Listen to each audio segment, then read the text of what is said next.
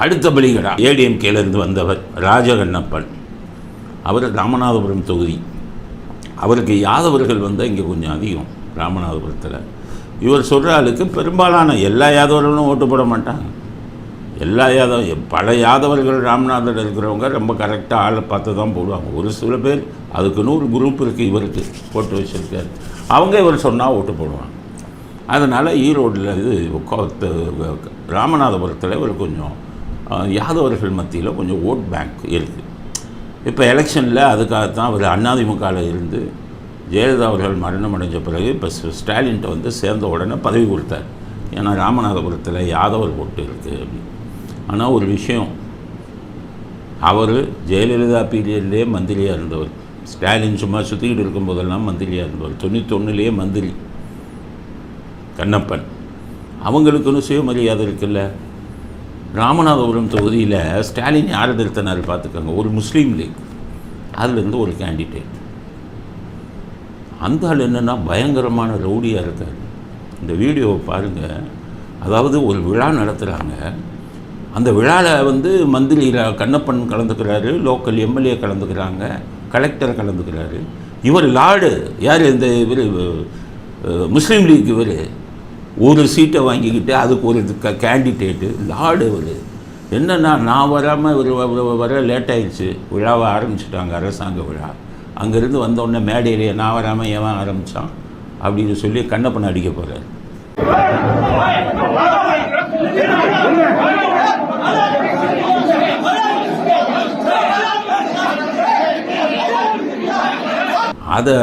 அதை வந்து தடுத்து விட்ட கலெக்டரை பிடிச்சி கீழே தள்ளினார்.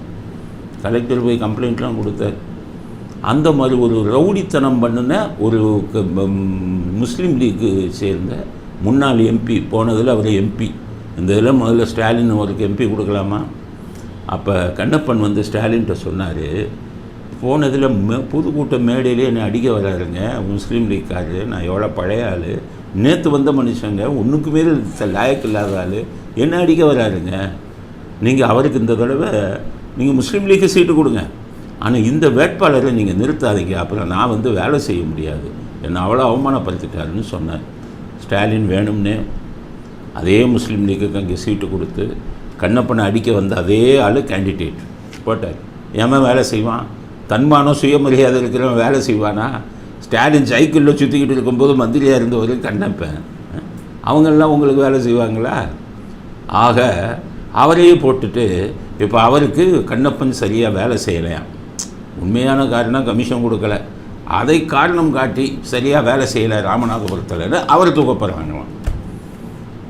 ஆக ரெண்டாவது எம்ஜிஆர் காலத்தில் இருந்த மந்திரிகள், அதிமுகவை சேர்ந்த மந்திரி, ரெண்டாவது ஆள் காளி. இதுதான் இப்போ பேசப்படக்கூடிய செய்தி. அடுத்து பிடிஆர் தியாகராஜனுக்கு நல்ல மந்திரி பதவி கொடுக்க போகிறாங்களாம். ஏன்னா தூக்கம் வரல ஸ்டாலின். 30,000 கோடி பிடிஆர் அந்த சபரீசனும் சேர்ந்து சம்பாதிச்சிட்டாங்கன்னு இருந்தாலும் சொல்லிட்டு போயிட்டார். மானம் மரியாதையாக போச்சு. ஆனால் இவர் வெளியில் விடவும் பயமாக இருக்குது. அந்த விஷயத்தை பூரா டீட்டெயிலை பூரா எல்லாத்தையும் சொல்லி கொடுவாருன்னு பயந்துக்கிட்டே இருந்த ஸ்டாலின் இப்போ அந்த பிடிஆருக்கு இன்னொரு பெரிய நல்ல மந்திரியாக கொடுக்கலாம் அப்படின்னு வச்சுருக்காரு. அதனால் இந்த 3 மந்திரிகள் விஷயத்தில் மாற்றங்கள் வரும் அப்படின்னு பேசப்படுது. அப்போ புதுசாக யாராச்சும் போகிற ஐடியா இருக்கா? ஆமாம், உதயநிதி. இப்போ என்ன புரிஞ்சுக்கிட்டாங்க, திமுக எம்எல்ஏக்கெல்லாம் வருமான ஆள். முன்னாடியெல்லாம் ரெக்கமெண்டேஷனுக்கு அவங்க வீட்டில் ஆள் பிடிப்பாங்க, கருணாநிதி வீட்டில். இப்போ ஆள் பிடிக்கிறதுக்கு 2 பேர் 3 பேர் தான். இப்போ துர்கா ஸ்டாலின் ஒருத்தர் பிடிச்சார், ஆனால் மந்திரி பதவி கிடைக்கல. அப்புறம் சபரீசனை பிடிச்சாங்க, மந்திரி பதவி கிடைக்கல. அப்போ இவங்கெல்லாம் சேர்ந்து என்ன பண்ணிட்டாங்க, சினிமா நடிகைகளை பிடிச்சோம்னா அவங்க உதயநிதிட்ட சொன்னால் மந்திரி பதவி நிச்சயம். ஏன்னா இந்த எம்பி தேர்தலில் அது ஒர்க் அவுட் ஆகிருக்கு. சினிமா நடிகைகளை பிடிச்சவங்க சில பேருக்கு சீட்டு கிடச்சிது. அதனால் இந்த புது முகங்கள்லாம் இப்போ சினிமா நடிகைகள், கோலிவுட்டில் இருக்கிற சினிமா நடிகைகள் வீட்டை சுற்றி அவங்க ரெக்கமெண்டேஷனுக்கு கையெடுத்து கும்பிட்டுக்கிட்டு இருக்காங்க அப்படிங்கிற செய்தி வந்துருக்கு. அப்போ அவங்கள ரெக்கமெண்டேஷனில் உதயநிதி ஒரு சில லிஸ்ட்டை வச்சுருக்காராம். அப்பாட்ட போய் இவங்களுக்கெல்லாம் போட்டே ஆகணும் அப்படின்னு சொல்கிறாராம்.